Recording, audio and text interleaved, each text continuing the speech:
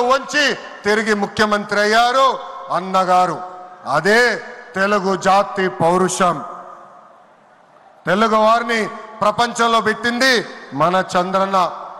కులం మతం ప్రాంతం అతీతంగా అన్ని రంగాల్లో ప్రపంచంలోనే నంబర్ 1 స్థానంలో తెలుగు జాతి ఉండాలి. అన్ని రంగాల్లో మన తెలుగు వారు ముందు ఉండాలి. ఇది ఎజెండాగా పెట్టుకుని మనందరం పని చేయాల్సిన అవసరం ఉంది. రెండోది యువగలం. తెలుగుదేశం పార్టీలో యువతకు పెద్ద పీట వేస్తున్నాం. వేదికమైన మీరు చూస్తే అర్థమవుతుంది.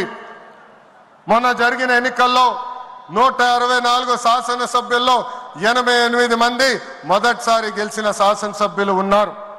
కేబినెట్లో కూడా తీసుకుంటే 25 మంత్రులకి ఏకంగా 17 మంది మొదటిసారి మంత్రులుగా కూడా నియమించారు గౌరవ జాతీయ అధ్యక్షులు చంద్రబాబు నాయుడు గారు. సీనియర్ని జూనియర్ని గౌరవిస్తాం, పనిచేసే వాళ్ళని ప్రోత్సహిస్తాం.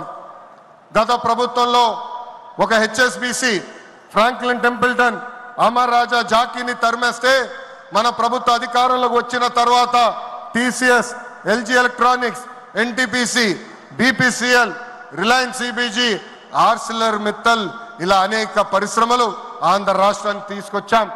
Mega DSC ప్రకటించాం.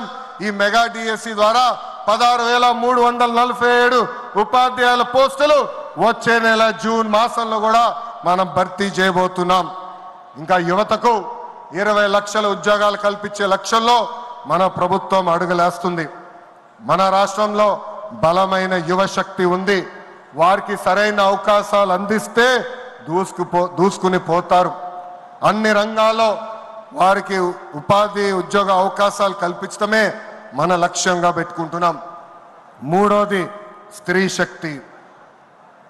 అన్న ఎన్టీఆర్ మహిళలకు ఆస్తుల్లో సమాన హక్కు కల్పించారు. మహిళలకి ఆర్థిక స్వాతంత్రం ఇచ్చింది మన చంద్రన్న.